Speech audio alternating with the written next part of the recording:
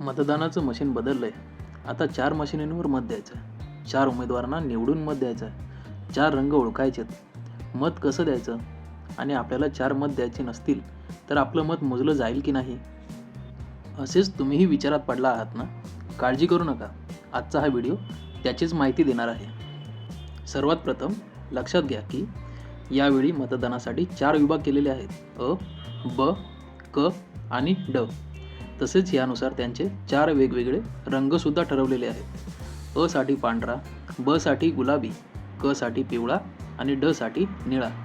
याचं कारण असं की यावेळी आपल्याला 4 उमेदवारांना निवडून आणायचं आहे आणि त्यासाठी 4 मतं द्यायची आहेत. आता ती द्यायची कशी ते पुढे बघूया. जेव्हा तुम्ही मत द्यायला जाल तेव्हा तुम्हाला एकापेक्षा जास्त EVM मशीन दिसण्याची शक्यता आहे, पण मुळीच गोंधळून जाऊ नका. आता आपल्याला कोणत्या रंगाचा कोणतं अक्षर ते आठवायचं आहे. अ, ब, क, ड प्रत्येक विभागातील एक एक नावासमोरील निळ्या बटणावर दाबायचं आहे. अ मधील तुमच्या आवडीचं एक, ब मधील एक, क मधील एक आणि ड मधील एक. जर का तुम्हाला सर्वांपैकी सर्वांना मत द्यायचं नसेल, फक्त एकाला किंवा दोघांना मत द्यायचं असेल, तर ज्या विभागामध्ये मत द्यायचं नसेल त्या विभागातील शेवटला नोटा असं ऑप्शन दिसेल. नोटा म्हणजे नॉन ऑफ द अबोव, वरीलपैकी कोणी नाही.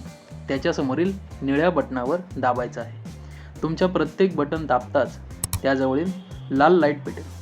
आवाज येणार नाही आणि जेव्हा शेवटचा म्हणजे निळ्या ड मधील मताचे बटन दाबाल तेव्हा मोठ्याने बीप असा आवाज येईल.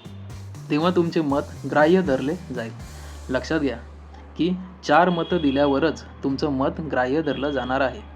जिकडे मत द्यायचं नाही तिकडे नोटा सिलेक्ट करू शकता. तर आशा आहे की आता आपल्याला पूर्ण प्रोसेस समजली असेल. आपल्याला फक्त ठराविक गोष्टींवरती लक्ष द्यायचं आहे.